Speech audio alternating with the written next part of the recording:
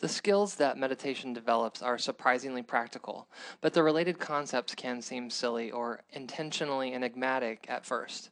If we take nothingness as what's inside an empty box, like in this cartoon about the perfect gift for the Dalai Lama, we might miss a richer way to experience ordinary life. It's easy to mistake nihilism for nothingness. They're both responses to the impersonal aspect of nature. Santa doesn't deliver the puppy, it rains on your wedding day, I heart New York, but New York doesn't heart me back. None of this is personal, but we tend to take it personally. Emptiness, on the other hand, is simply an awareness that nothing exists by itself and nothing is unchanging. It's about human perception. Reality is fluid, but we freeze our observations into concepts. We say the rain is falling, but the falling is the rain. We've seen it all before, so we gradually stop paying attention. Traditional religions share contemplative concepts similar to emptiness. In Judaism, Bria Yesh Me'ayin is the continuous creation of things from nothing. Kenosis, Fana, and Moksha are parallel terms from Christianity, Islam, and Hinduism that describe seeing through the illusion of a self that's separate from the universe. But religions are like computer operating systems. They have unique cultures, traditions, and promises about how things will turn out if you play by their rules. While contemplative practices are like computer architecture. They're about electrical pathways, memory, bit rates, trying to reduce the resistance in the flow of ones and zeros. Reactions to emptiness come in two general flavors.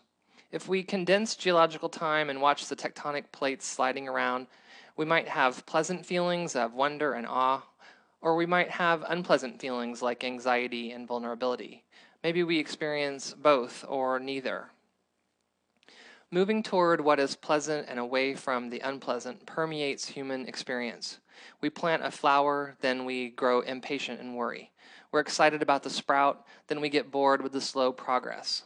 We anticipate the blossom, which quickly fades and dies. This could describe falling in love, planning a vacation, or buying a new gadget. If you have children in your life, you've noticed that they constantly change. We struggle to keep up. We're rattled by our simultaneous power and powerlessness. We enshrine stages that we enjoy and slog through ones we don't.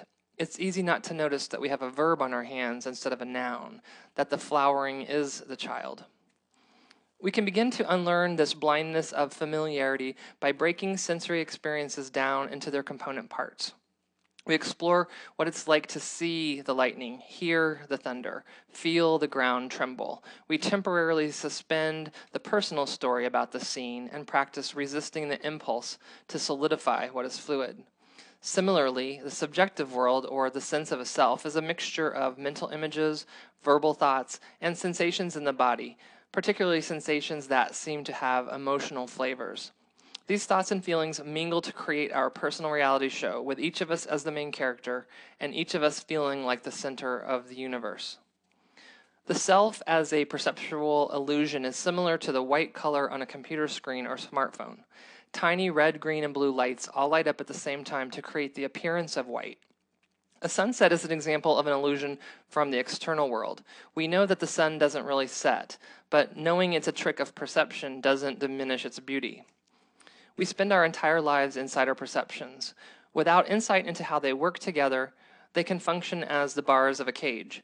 Developing a deep intimacy with our perceptions of self and world over time allows us to distinguish the barriers from opportunities for getting out, to enjoy a different perspective.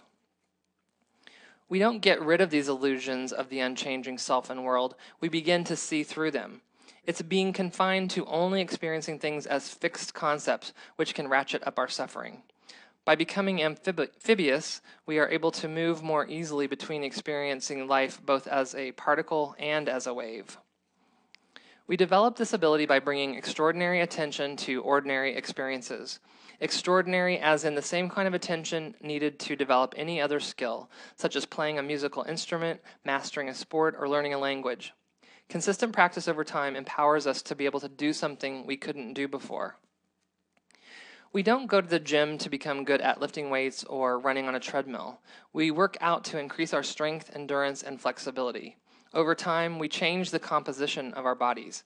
Neuroscience is validating how mindfulness changes the composition and functioning of our nervous system. It works by developing 3 skills of attention.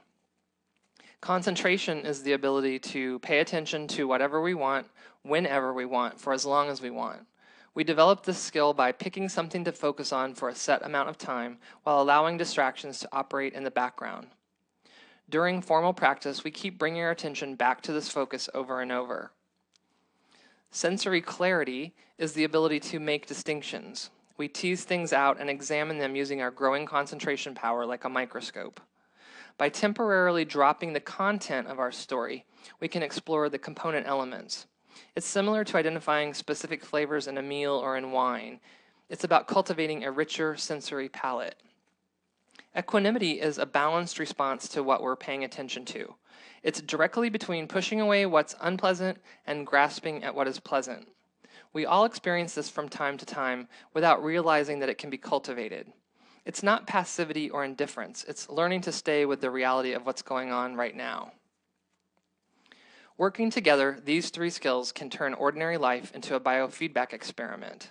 We repeatedly observe how our resistance to discomforts escalate them, and how we tend to choke the life out of pleasant experiences. We don't flip a switch and become perfect. We pay attention and mature. The nervous system comes to know itself. Instead of creating temporary or superficial relief, the training of attention can lead to a kind of contentment that is less dependent on external conditions. As in any other skill, it's never a straight shot, but instead involves peaks as well as dips, which require time and effort to work through. Like the line from the new Neil Jordan film, "Misery is easy, happiness you have to work at." But I'm encouraged by the capacity we all share for developing these skills of attention. I'm encouraged by all those who have discovered strategies for developing these abilities, and I'm encouraged by my connection to all the others who are trying to notice more, struggle less, and learning to stay with the reality of their lives just as they are.